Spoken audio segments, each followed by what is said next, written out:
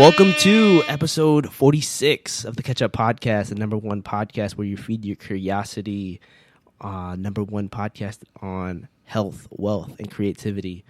Today, I have a special guest, Alvin Alvelar, or a returning guest, actually, from season 1. What's going on, my bro? Nothing much, man.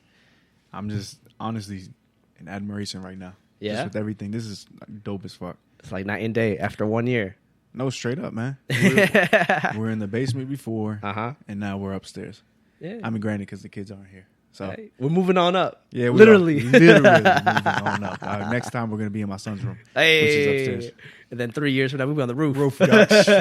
Straight up. 5 years, we're going to space. Straight up. I love it. Hey, we're just catching up, talking about goals, changes. Yo, what's going on in your world? As far as right now, Yeah. what I have going on, training wise, because we touched on that last time. Yeah. Functional patterns. Yeah. Really focusing on myself right now. Okay. I didn't open the gate or open the, or even flirt with the idea of going back to a commercial gym or even taking on new clients, only for the sole fact that I have entirely too much. I'm not going to say I take that back. I just have a lot going on. Okay. At the moment. And just really studying the craft more and experimenting on myself. The craft of fitness or what? Yeah. Okay. In that aspect. Yeah. Taking the time to really dissect what's at hand, flirt with ideas that I never would before. Okay. And really just sit there and just take the moment to take everything in, listen to others' opinions, and just like you normally would do with anything and everything, take the good with the good and the bad with the bad. Okay. What's currently on your mind, like curiosity-wise? Like what's like your biggest thing that you're like focusing on in terms of like guess personal growth, could you say? Outside of that? No, just on that. Like, so you said you were trying to learn people's perspectives. Like, what's the thing that's on your mind right now? It's like, oh shit, I gotta dig deeper on that. In terms of biomechanics, Okay, just seeing just how people move, whether that be boxing, whether that be wrestling, whether that be jiu-jitsu. I named those main three things just simply because, I mean, I'm a huge fan of just mixed martial arts, boxing, just, all that shit in general. I'm a huge fan. So just to see how gifted some of these athletes can be in comparison to ones that that they had to dig deep and grind on a daily basis, whereas a motherfucker could have missed practice like 5 times a week and still been a beast on that mat. And you still couldn't beat him, even if, I'm not going to say, but still, I'm just saying. Shit like that. That to me, like for example, I'll just give you a few people who I look at. Okay. Mike Tyson. Okay. Facts. One, just the facts, just a simple fact of how he can move, like how he used to move. One of my favorite videos is of him hitting the heavy bag. And just how quickly he's able to move side to side. Yeah. And then just come up and bow. Just, with that hook. I saw a video of him like, I don't know, maybe like a month or two ago. He still got it. Still. Like he was just like muscle memory, just going weaving, did a hook to a guy's body with pads. It looked like the guy who's holding pads got shook. No, I'm telling you. And it's funny too because I was talking to a coworker about that. And I was just like, dog, I don't care how old he is. Yeah. I was like, that's muscle memory. Right. I was like, my man will still put your lights out right now. Yep. I don't care how old he is. Just let him connect. Just any clean connection, lights out. Yeah. And it just, even with him just simulating, like not even going, just practicing. Right. Hands down, it still has incredible speed. Yeah. I'm just like, dog, that's crazy to me, man. Like just how you would expect just because of everything that he's gone through.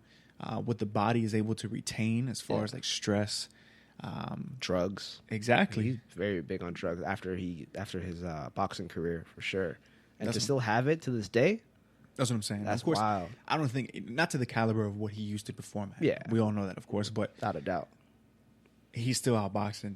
Your 25-year-old, your 20-year-old right now. Yeah, I bet who has you no right experience. Now, had no experience. Yeah, he's dogging the shit out of you. Right, hands down. And I always like to connect things, like the loop, like kind of how we were just amazed at how much growth with consistency comes. Yeah, like consistency of me in the podcast, or consistency of anything, of you in training. Like the amount of knowledge you know now is expanded from what you've been learning because you stuck to your craft. Yeah, and like I want to see like what's been going on too. Like I think for me, in terms of fitness, I'm getting more into psychology of things, the psychology of teaching humans motivation versus me just saying a line like, oh, I did X, Y, and Z, so you can do it too. Like that kind of rubs me the wrong way right now, because yes, it motivates most people, like seeing a Nike commercial where a guy like Usain Bolt is the fastest man in the world. But I don't think the world needs that kind of motivation right now. I think the world personally needs just, hey, get out there and do it. Like, stop comparing yourself to like Usain Bolt or like the number one or like the top 1% of the world. You know what I mean? I agree. I think there's a drawback there though. Okay. To play devil's advocate. Sure. I think you should view with the, like I said earlier, with the good, take the good with the good and the bad with the bad. Right. So you view him as the fastest man in the world, right? Yeah. To me, it's like you would want to attain his ability to run. Yeah. As fast as you could possibly run. Yeah. Now we all know I'm not tall at all. I'm 5'5". Yeah. So with that 5'4". he has much more advantage than both you and I do. Right. To cover much more ground. Yeah. In a smaller amount of time. Yeah. So with that said, it's like, but what can I do to physically change or alter my mechanics to reflect yours? Right. But I also understand where you're coming from, because it's almost to say you should try to attain what's perfect. Yes. In the human eye. Yeah. By any means. Right. And if that means degrading yourself or I would say humbling. I mean, but it's all in the it's perspective at the end of the day. Facts. Because I could say I've had to degrade myself and tell myself I'm a piece of shit, and I've told everyone else around everyone else around me the same thing. And they might not be in the same position that I am mentally. Yeah, that person could have just gone through a divorce. Right, could have just contemplated suicide. Yeah. And I'm telling them, you're a piece of shit. Yeah, because you're not trying to run like Usain Bolt. Right. What?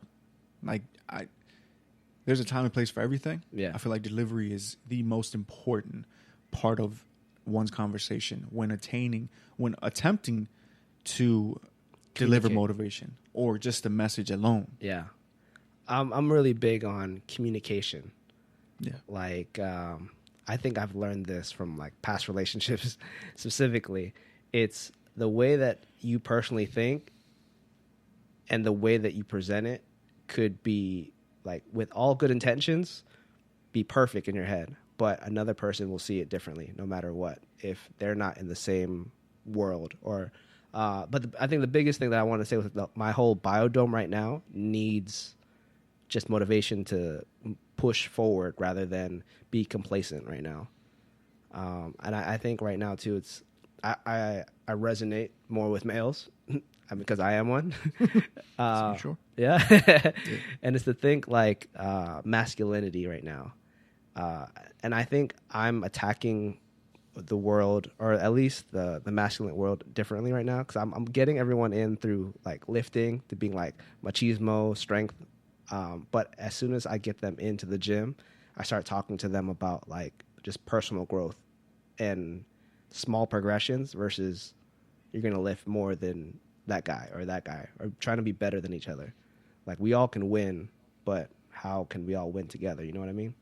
I completely understand. I feel like for me, and I preach this a lot, because I think this relates to any aspect in life, just the comparison aspect of anything and everything. Yeah.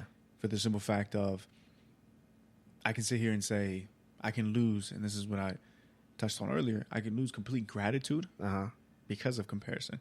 So, for example, if for whatever reason, I'm not satisfied with the home that I'm in now. Yeah.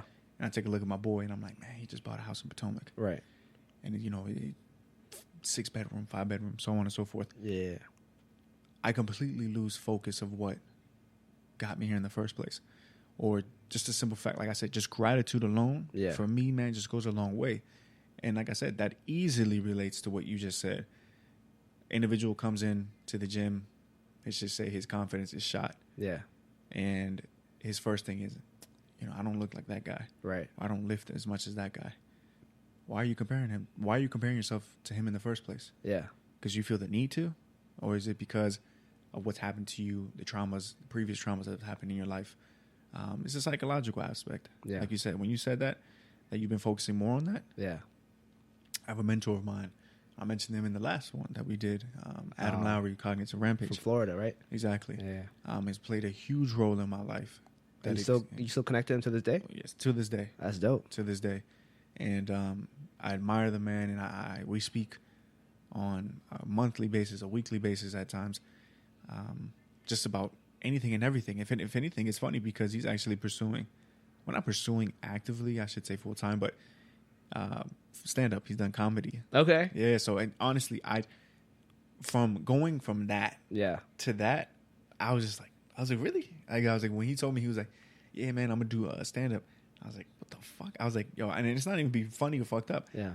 I didn't view him to be funny at all because he had never taken that lane. He never showed me that side of him. Uh-huh. So when he told me that, I was just like, what? Like a therapist in your mind. Yeah. Your mind tells you someone's serious. They're sitting in their chairs. Well, tell me how you feel. You know what I'm saying? To take it to a stage, it's like, nah, that's not you, man. But I'm not going to lie to you, not to cut you off, but I kind of want the same lane. And the reason why I can explain that is because comedy has been, without a doubt, to my knowledge, the best way of communication, because it gets the point across without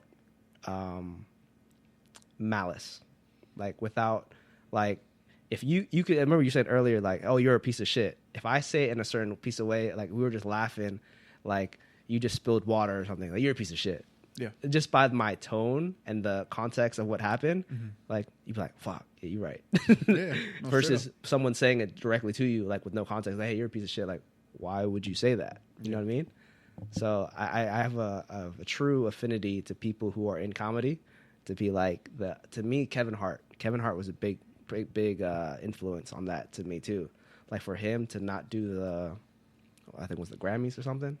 I know he did Oscars, I believe. The Oscars, yeah. He turned it down just because of I think it was politics at the end of the day. Infidelity, but that was like his thing. But at the end of the day, he accepted it. Actually, I got another quick story. Just the other day, I'm in my office job, and I'm in charge of filing some files. Another guy came in asking me to look for a certain file, and then it's supposed to be in like a 2018 rack, and I put it in a 2019 rack. And I think he asked after I found it in the 2019 rack, was like, oh, I wonder why it was over there. And I just immediately said, yeah, it's probably my fault. I probably put it there. And then as soon as I said that, he was like, yo, I appreciate a man who can take hold of his mistakes. And I was like, this is like 7:30 in the morning. I'm just like, what'd you just say? Like, I just messed up, dog. It's my fault. Yeah. And then I just like, it took me a while like to ponder it over my head. When I got back to my desk, I'm like, oh, maybe not a lot of people do that, apparently. No.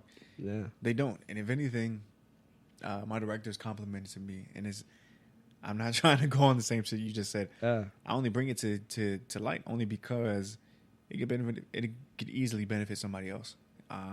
Because I think we all too much not try to blame shit, play the blame game. Yeah. But there are plenty of instances where we don't own up to our own shit. Facts. And for me, it's like something that small translates over to something much bigger. Right. And it could be the character of who you are. Mm-hmm. And you don't want to own up to it. You're going to continue to be the same piece of shit that you were the day before. Right. And you're going to continue to be that until you can fully own up to the man that you are, the woman that you are. Yeah. And realize, you know what? It's not everybody else around me. Like when people were like, man, I don't know what's wrong with such and such and such. Yeah. And it's the same story every other week. Yep. I'm like, you're not, something's not adding up, dog. Yeah. Like you're just completely stupid at this point. Like it's not everyone else. It's probably you. Yeah. And I'm very quick to point that out to individuals. How can I put this? To people that matter to me most. Okay. Your close family friends, you'd say. Yeah. Yeah. But even if sometimes there are instances in which they don't have to be the closest to me. Okay. For me to point that type of shit out. Yeah. Because it's like, even if you're not directly affecting me, I know that you're friends with a good friend of mine, and you're a Cancer. Oh. So ultimately, you're